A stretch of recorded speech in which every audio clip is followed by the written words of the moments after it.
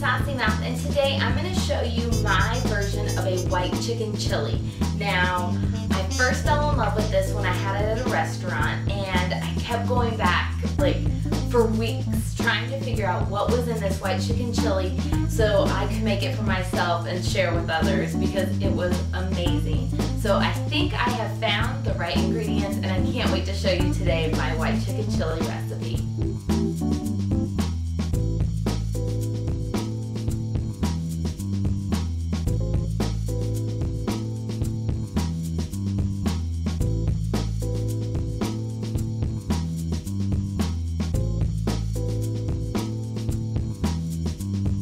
So to get started for our white chicken chili recipe today, we're going to need 2 chicken breasts, and it's about equivalent of a pound, a little bit over a pound of chicken, and I just throw that in the oven at 350 degrees, bake it, put a little bit of salt and pepper on it, you know, some non-stick spray, and I put foil over my chicken because I want it to stay moist, so let it stay in there for about 20 to 25 minutes, make sure all the pink is out of the chicken. I have mine out of the oven, it's just sitting over here, and we'll get to that part in just a second.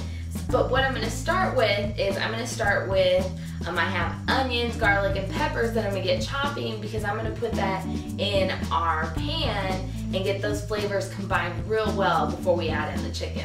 I'm going to need 1 whole onion. You can use a yellow onion or you can use a white onion. Today I'm using a yellow onion. I'm just going to do rough chops to this because it's for a chili, so it doesn't need to be perfect. I really like this recipe because the onions really give it flavor, so try and use as much onion as you can. If you don't like a lot of onion, you can go back to a half an onion or do a smaller one. Next, I'm going to go over here to my pan that I have, and I'm going to put the temperature at about medium heat, and I'm going to add in 1 tablespoon of olive oil. We'll get that a little hot before we add in the onions. Push that off to the side. Then I have about 1 tablespoon of garlic, which right here I have 3 cloves for it. And we'll get to chopping that up. Garlic I'm also doing a rough chop on. Because once again, it's a chili, and that's what I love about chilies is that everything can just go in the pot and combine real nice and well, and those flavors will just come together real nicely the longer you let it sit on the stove. And also, you can do this recipe in a crock pot. Just throw everything in. Just gonna stop. Alright, garlic's going in, and now I'm going to add in all the onions. So as the garlic and the onions are kind of sweating and, you know, breaking down a little bit, I'm going to cut up some green onion. Now, if you don't want it to make your so oniony, you can add in a green pepper. And I'm not a huge fan of green peppers, so that's why I'm adding in the green onion. And it's not a substitute for it, but I just like more onion in my chili than I would to add in a green pepper. So you can add in a green bell pepper if you like into this recipe. So I just have some green onions, and we're huge green onions, so I'm just doing 2 of them, but you know, 4, 3, however many you want. Now, I'm just doing all the way up until we get to the green part right here, and the green part I'll add in last as a garnishment for my white chicken chili. Okay, perfect. I'm going to add in this green onion now. And I love the smell of onion and garlic just sweating out. It's so nice. And green onion added to it will be even better. I love green onions. Okay, next what I'm going to cut is a jalapeno. You know, just get whatever size you like. This is going to give our white chicken chili some heat. And if you don't want the heat, oh, I should have shown you this before. Okay. If you don't want the heat, right in here is the membrane of the pepper. the jalapeno pepper and just take that out with the seeds. That's where the jalapeno gets its heat from. So, and also be careful when you are chopping a jalapeno, because the oils from that, if you touch it with your hands, can get in your eyes and it'll burn. So just be careful to wash your hands really well after you are always cutting with the pepper. Alright, in goes my jalapeno pepper. Next, what I have is this poblano pepper, and I'm going to just kind of score the outside of it. And that way I can pull the top off, like this. See, so then all the seeds are right there. Don't worry, I'm not going to waste it. I'm going to go back through and cut this off and get the pepper parts from there, but then this way it's easier for me to go ahead and chop it without the seeds going everywhere. And there are still some seeds, but at least majority of it is still on there. So I'm going to take this pepper and just chop it.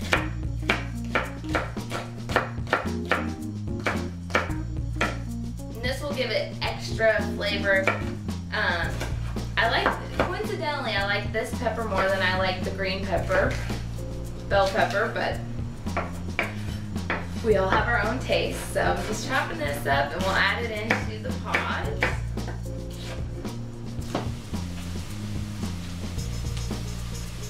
Alright, in goes our poblano pepper. We'll give it a big stir here. Alright, I just wanted to show you all the peppers and the onion, the garlic that's in the pot here, and next we're going to add the spices and the broth. Okay, next that I'm going to add into our pot here is, I have a can of chicken broth. Just pour it in.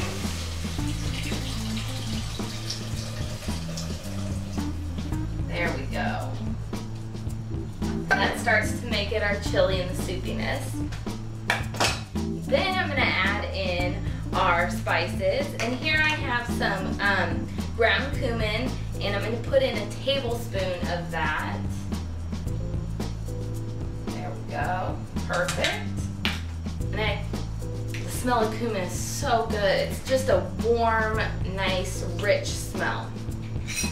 Next, what I have is some ground coriander. I'm going to put in a teaspoon of this. Let's see if it'll come out without all of it going everywhere. There we go. Perfect. So a teaspoon of that. And then I'm just going to do a big pinch, probably a teaspoon of salt and a pinch of pepper. You know, that's to your liking. You can always add that in at the end once all these flavors combine. Okay, next what I have to add in is I have a can of white beans, which are sometimes called Great Northerner beans, cannelli beans. You know, you just want to do white ones. Like, they're not pinto beans. So I'm going to drain this out real quick. So I wanted to let you know, I drain and wash them and kind of shake them in the can there to make sure you get off all the juice that was in there with the can of the beans. Next, what I'm going to do is I'm going to do about a tablespoon of lime juice. Unfortunately, I didn't have a fresh lime, so I'm just going to use this.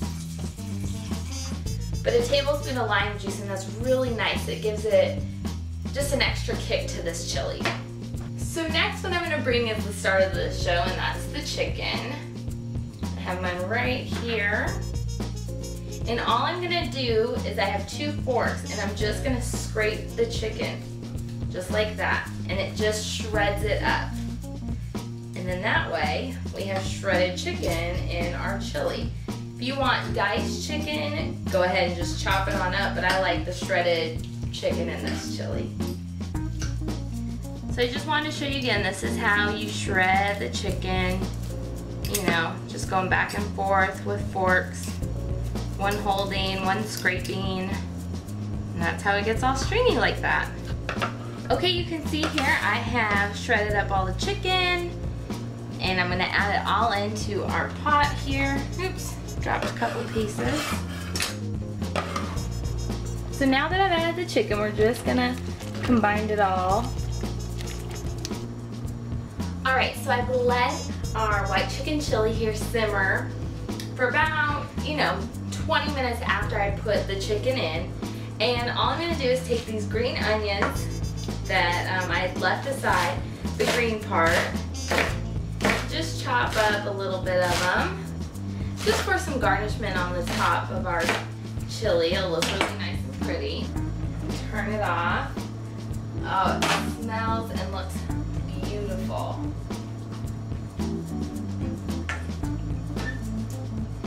Take big spoonfuls of this chili. And what I love about this is everything's like white, and then you have the green peppers in here. So it's so hearty looking, and it's really nice. And the chicken, it's not like, you can tell there's chicken. That's what I like. There's lots of chicken in here. Oh, that cumin and the coriander in this smell fabulous together. All I'm gonna do is just give it an extra squirt of lime. You can serve this with a lime wedge if you like. I'm gonna do just a dollop of sour cream on top and a little bit of green onions on top, and that'll be fabulous. All right, I guess I'll just use this spoon. Just take a bite of everything. Gotta make sure I get a bite of all the peppers and onions. Okay, it's still warm, but